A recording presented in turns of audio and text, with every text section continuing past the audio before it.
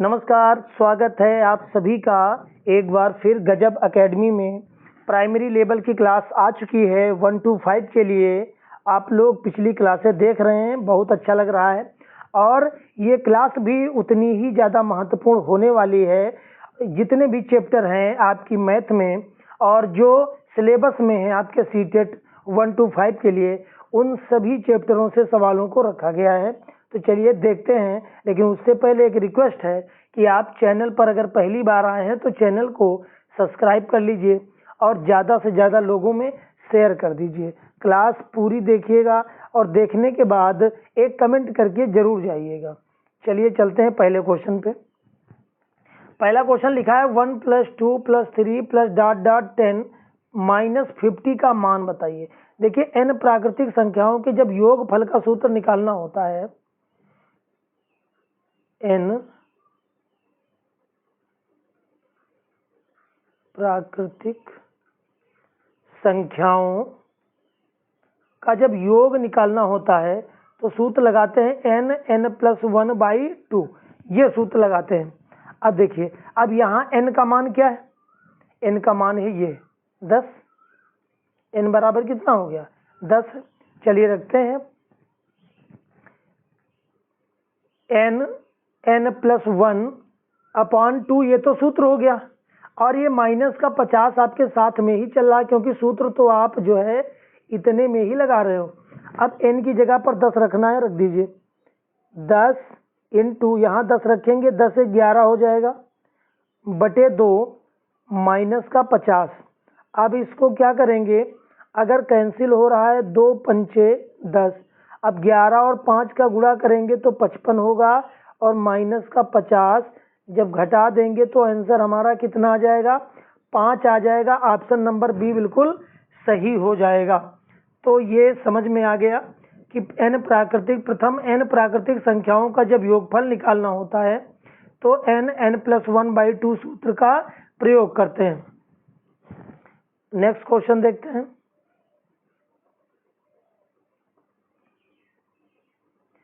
Question number 2, इसको जरा लिखते हैं। क्या लिखा है? ये लिखा है 2x+5 = 2x+3 + 12। तो x का मान बताओ। उससे पहले एक चीज समझनी होगी आपको, क्या कि गुणे में घातें जुड़ती हैं। जैसे ये लिखा है 2x+5, इसको लिख सकते हैं 2x × 2⁵, क्योंकि गुणे में घातें क्या होती हैं? जुड़ती हैं। तो ये पावर जुड़ जाएगा, फिर वही चीज आ जाएगी। तो इसको हम लोग ऐसे करने वाले हैं। चलिए देखिए, तो इसको हम क्या लिखेंगे? इसको लिखेंगे 2x × 2⁵। अब ये प्लस का है, इधर ले आओ, माइनस का हो जाएगा। इसको भी लिख सकते हैं 2x × 2⁵ बराबर 12। हमारा ऐसे ही लिखा है, लिखा रहने दो। अब भैया दोनों में कॉमन क्या नजर आ रहा है? दोनों में कॉमन नजर आ रहा है 2x। कॉमन का मतलब जो दोनों में मिलता हो। तो यहाँ बचा क्या? 2⁵ बचा, इसमें 2⁵ बचा और ये आपका 12 चल ही रहा है और ये 2x। 2⁵ का मतलब क्या हुआ? 2 दूनी 4, दूनी 8, दूनी 16, दूना 32, 2 दूनी 4, दूनी 8 और बराबर ये 12। अब 32 में 8 घटा दो तो 2x। 32 में अगर 8 घटाएंगे तो ये आपका 24 आ गया और ये बराबर 12। तो 2x बराबर ये 12/24 हो गया भैया। इसको कैंसिल कर दो तो आ जाएगा 1/2। यहाँ तक समझ में आया? आगे देखिए, 2x बराबर 1/2 ऐसे आ गया। अब यहाँ पर देखिए, ये जो 2 है इस पर पावर कितनी है? इस पर पावर 1 है। अगर पावर दिखाई नहीं देती है तो पावर 1 मानी जाती है। तो पावर 1 है तो 1 जो पावर है वो प्लस की है, तो ऊपर जाएगा तो पावर काहे की हो जाएगी? माइनस की, यानी इसको हम ऐसे भी लिख सकते हैं। तो अब देखिए नीचे के दोनों आधार समान है, ये देखिए नीचे के दोनों आधार समान है तो ऊपर वाले अपने आप समान हो जाएंगे। तो x का मान क्या हो जाएगा, -1 हो जाएगा। ऑप्शन नंबर ए हमारा बिल्कुल सही जवाब हो जाएगा। ये क्वेश्चन समझ में आ गया होगा, अच्छे क्वेश्चन है, आप केवल प्रैक्टिस कर लीजिए बस। उसके बाद क्वेश्चन नंबर नेक्स्ट देखते हैं। क्वेश्चन नंबर तीसरा है, किसी संख्या का 16% जब 21 से जोड़ा जाए तो स्वयं संख्या प्राप्त होती है, तो संख्या ज्ञात कीजिए। क्वेश्चन ने कहा है किसी संख्या का 16%। अब वो हमको संख्या तो पता नहीं है, तो हमने मान लिया x यानी वो संख्या है, x का मतलब गुणा 16%, इतना हो गया। 16% जब 21 से जोड़ा जाता है, यानी जब 21 से जोड़ा जाता है तो स्वयं वही संख्या प्राप्त होती है। कौन सी संख्या, वही x जो हमने मानी थी। बस हल कर लो, x इंटू 16% हटाएंगे तो भैया नीचे कितना आ जाएगा, 100 आ जाएगा। और प्लस का x है तो इधर आएगा तो -x हो जाएगा, प्लस का 21 है उधर जाएगा तो माइनस का 21 हो जाएगा। अब देखो अगर इसको थोड़ा हम काट दें, तो थोड़ा अगर काट दें, 4 से काटेंगे तो 25 आ जाएगा। दूसरे कलर से काट दें, अगर हम 4 से काटेंगे तो ये 25 आ जाएगा, और 4 से काटेंगे तो ये 16 आ जाएगा, 4 चौकू 16। तो ये भैया आ गया 4x/25 माइनस का x नीचे कुछ नहीं 1 मान लो बराबर 21। अगर एलसीएम हम 25 ले लेंगे तो तिर्यक गुणा करेंगे तो कितना आएगा, 4x माइनस 25x, तिर्यक गुणा करने पर -21 आ गया। अब देखिए इस जो है 25 का गुणा कहाँ होगा, 25 का गुणा होगा 21 में, कर दीजिए आराम से। 4x 25x यानी माइनस का 21x बचा, माइनस का 21x इधर बचा, इधर आ गया माइनस का 21 इंटू 25। अब ये देखो माइनस का 21 दोनों कट गए, तो भैया x बराबर कितना आ गया, 25 आ गया। ये हमारा फाइनल जवाब हो गया, ऑप्शन नंबर बी बिल्कुल सही जवाब हो जाएगा। उसके बाद क्वेश्चन नंबर नेक्स्ट देखते हैं, क्वेश्चन नंबर 4। ये सब अच्छे क्वेश्चन हैं और प्रीवियस ईयर के क्वेश्चन हैं, इसको जरा लिखते हैं क्या है।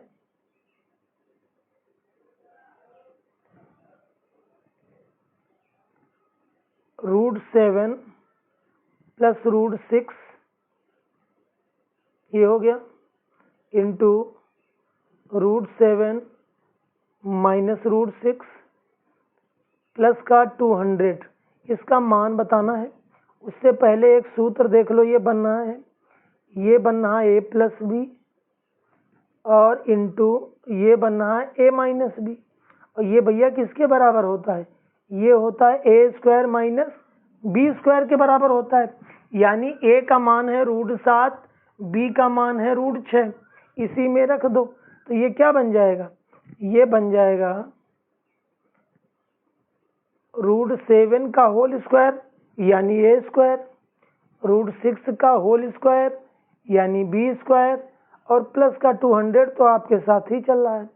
अब देखिए स्क्वायर से रूट कैंसिल हो जाएगा तो 7 बचेगा, स्क्वायर से रूट कैंसिल हो जाएगा तो 6 बचेगा, और यहाँ पर 200 है, 7 में 6 माइनस होगा तो 1 बचेगा, और ये 200 आपका है ही है, तो आपका आंसर 201 आ जाएगा। ऑप्शन नंबर ए बिल्कुल सही जवाब हो जाएगा। तो ये था क्वेश्चन नंबर 4, काफी अच्छा क्वेश्चन था। इसके बाद देखते हैं नेक्स्ट क्वेश्चन, इसको जरा सिंपल करना है, सरल करना है क्वेश्चन को। देखिए क्या लिखा है, 1/3 प्लस 7/9 डिवाइड ब्रैकेट लगा है 7/10 इंटू 1 सही 1/4 और ब्रैकेट बंद। ये क्वेश्चन। ऐसे सवालों में बॉडमास नियम का प्रयोग करेंगे। बॉडमास नियम क्या होता है? पहले हम भाग करते हैं, फिर गुणा करते हैं, फिर जोड़ करते हैं, फिर घटाना करते हैं। अगर ब्रैकेट लगा है तो पहले ब्रैकेट हल करते हैं। चलिए देखिए, इधर से हल कर रहे हैं। 1/3 ऐसे लिखा रहने दो, 7/9 ऐसे लिखा रहने दो, ये डिवाइड 7/10 ऐसे लिखा रहने दो, इंटू 4 × 4 और 1 5/4 ये आ गया। अब इसके आगे देखिए कैसे लिखते हैं। 1/3 ऐसे लिखा रहने दो, 7/9 ऐसे लिखा रहने दो भैया, और ये भागित। और अब देखिए 5 दूना 10, तो 7/4 दूना 8 आ गया। ये कितना आ गया? 7/8 ये आ गया।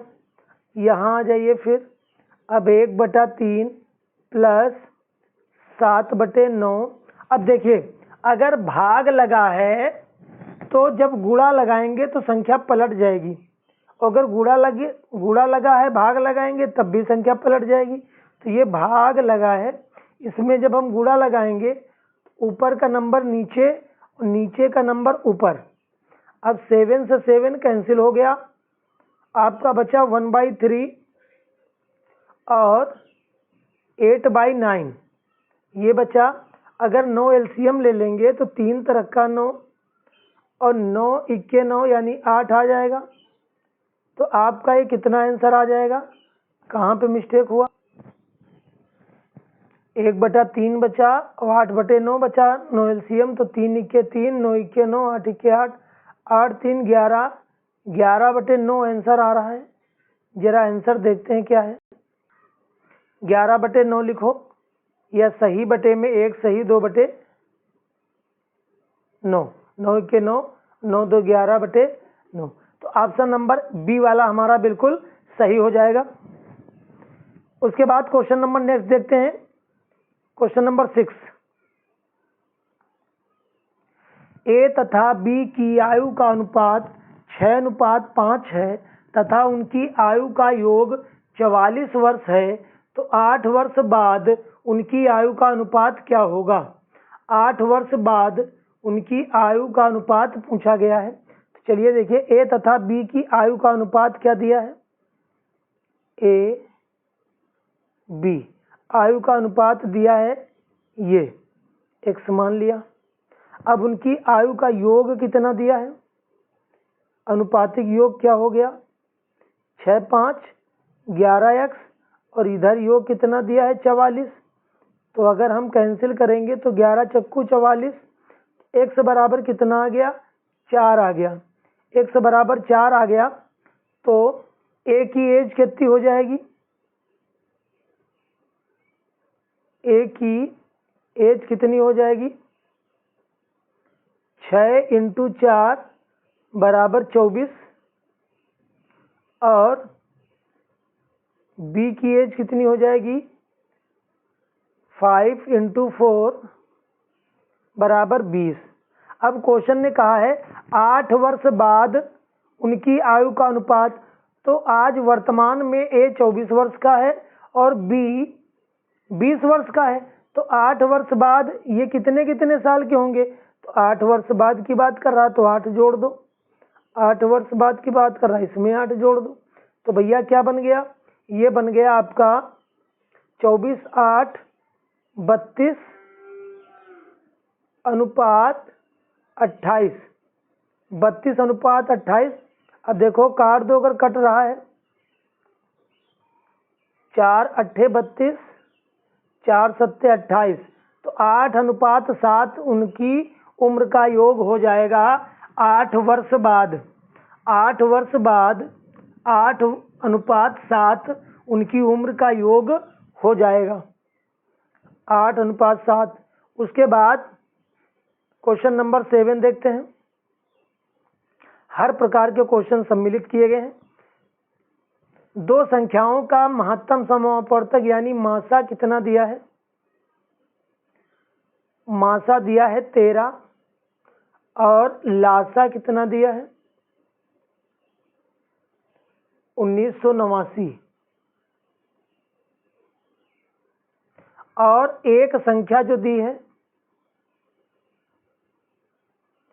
एक संख्या कितनी है? 117। तो हमसे पूछा क्या है? हमसे पूछा गया है दूसरी संख्या बताओ। उसके लिए सूत्र पता होगा आपको, पहली संख्या इनटू दूसरी संख्या बराबर मासा इनटू लासा। बस मान रख दीजिए पहली संख्या क्या दी है? 117। दूसरी संख्या हमको पता नहीं है, मासा कितना है? 13 इंटू लासा कितना है? 1989। अब इसको काटना पड़ेगा, कैंसिल करते हैं। 117 को 1989 में जब भाग देंगे तो ये जाएगा 17 बार, और 17 यानी दूसरी संख्या निकालनी है। 13 इंटू 17 करेंगे तो आ जाएगा 221। यही हमारा फाइनल जवाब है। ऑप्शन नंबर सी बिल्कुल सही है। दूसरी संख्या जो पूछा था वो दूसरी संख्या क्या निकल के आई है? 221।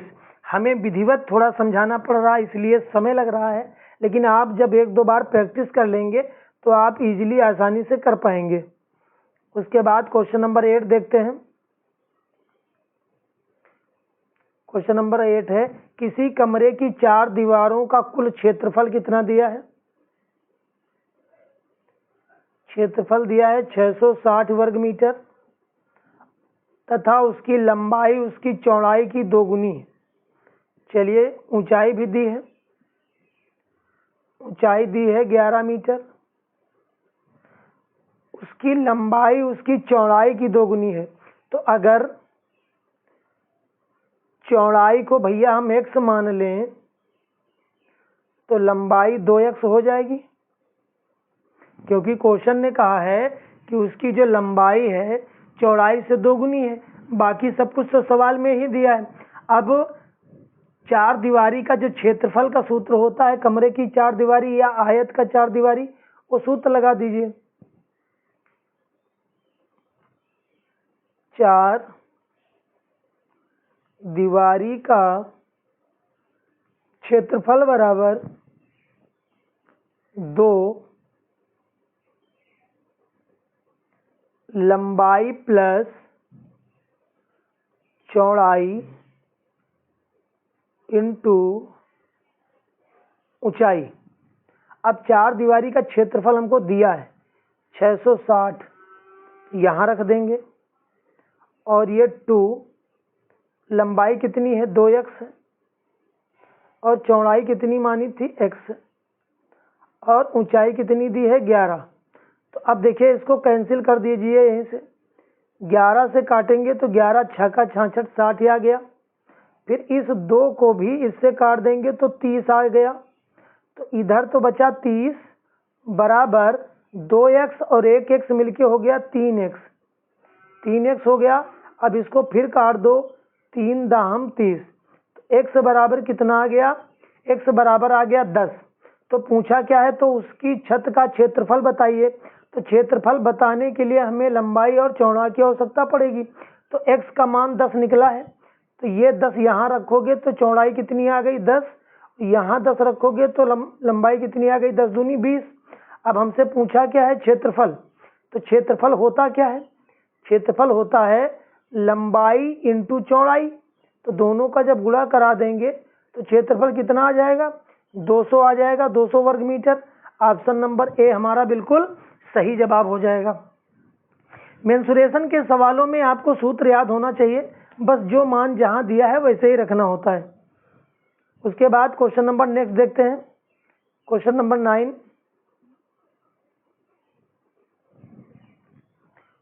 क्वेश्चन नंबर 9 क्या कह रहा है?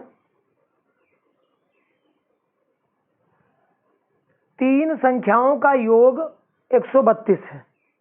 ठीक है, कोई 3 संख्याएं हैं, जैसे मान लो A B C। यदि पहली संख्या दूसरी संख्या की दोगुनी है, ये पहली वाली जो है इस दूसरी की दोगुनी है, ठीक है, तथा तीसरी संख्या पहली संख्या की 1/3 है, ये इसकी दोगुनी है, तथा तीसरी संख्या पहली संख्या की 1/3 है। तो एक काम करते हैं, अगर हम इसको 3 मान लें, इसको 6 मान लें, तो ये जो है 6 इसकी 1/3 क्या हो जाएगी, 2 हो जाएगी। भाई पहली संख्या जो है दूसरी की दोगुनी है, तो दूसरी 3 है तो पहली 6 हो गई, ये तो समझ में आ गया। फिर आगे कह रहा है जो तीसरी संख्या है वो पहली संख्या की 1/3 है, तो पहली संख्या का 1/3 करोगे तो यही तो 2 आएगा, तो ये 2 हो गया, ये समझ में आ गया होगा। उसके बाद तीनों का योग, अनुपातिक योग कितना है 11, और यहाँ संख्याओं का योग है 132, कैंसिल कर दो, 11 इक्के 11, 11 दूनी 22, 12 आ गया। पूछा क्या है, तो दूसरी संख्या बताओ, तो दूसरी संख्या कितनी है 3, तो 3 में गुणा करा दो तो 12 3 36, तो दूसरी संख्या हमारी कितनी आ गई 36 आ गई। समझ में आ गया होगा सवाल, x मान के करने से थोड़ा लंबा पड़ता। उसके बाद क्वेश्चन नंबर 10, ये सवाल बहुत अच्छा क्वेश्चन है, पिछली क्लास में द्वितीय अनुपाती बताया था, इस क्लास में तृतीय अनुपाती देख लीजिए, बहुत अच्छा क्वेश्चन है। दो संख्याओं 4 और 28 का तृतीय अनुपाती ज्ञात कीजिए। 4 और 28 हैं, इनका तृतीय अनुपाती ज्ञात कीजिए। हमें नहीं पता तृतीय अनुपाती, हमने x मान लिया। अब तृतीय अनुपाती ज्ञात करना है तो इसका मतलब हमको पहली पता है और दूसरी पता है, और ये तीसरी हमको नहीं पता है, तभी तो तृतीय अनुपाती पूछ रहा है। अब आप एक काम करिए, इसको रट्टा मार लीजिए बस, जब भी कोई सवाल आए ये समानुपात और ये इसको याद रखिए, पहली संख्या अनुपात, दूसरी समानुपात, फिर दूसरी, फिर अनुपात, तीसरी। आप इसमें केवल मान रख दीजिए। देखिए पहली संख्या क्या है 4 अनुपात, दूसरी क्या है 28 अनुपात समानुपात, फिर दूसरी क्या है फिर 28, और ये है x। अब इसको हल कैसे करते हैं, बाहर वाली संख्या का गुणा और अंदर वाली संख्या का गुणा। सवाल हो गया आपका। तो जब बाहर वाली का गुणा करोगे तो 4 इंटू एक्स आ जाएगा, और ये आ जाएगा 28 इंटू 28 आ जाएगा। अब इसको कैंसिल कर दो, तो जब हम 4 से काटेंगे तो 4 7 28 होगा, 7 का गुणा 28 में करेंगे तो 7 8 56, 7 दूनी 14, 5 19, 196। तो तृतीय अनुपाती क्या आ गया 196 आ गया। इसी तरीके से अगर द्वितीय अनुपाती पूछेगा तो इसका मतलब अगर द्वितीय अनुपाती पूछेगा तो द्वितीय अनुपाती तो दिया नहीं होगा, फिर क्या दिया होगा, फिर पहला और तीसरा दिया होगा। फार्मूला यही लगाना है आपको। तो ये क्लास कैसी लगी आप कमेंट में जरूर बताइएगा, और आप सपोर्ट करिए, ज़्यादा से ज़्यादा लोगों में शेयर करिए और चैनल को सब्सक्राइब कर दीजिए। मिलते हैं नेक्स्ट क्लास में 2 3 4 जुलाई को जो पेपर होना है, तब तक हम आपके साथ बिल्कुल बने हैं। आप पूरी तरीके से, अब आपको केवल रिवीजन करना है, कोई नई चीज़ पढ़ने की ज़रूरत नहीं है। पेपर 100% श्योर है, बिल्कुल अच्छा जाएगा। ठीक है, नमस्कार, धन्यवाद।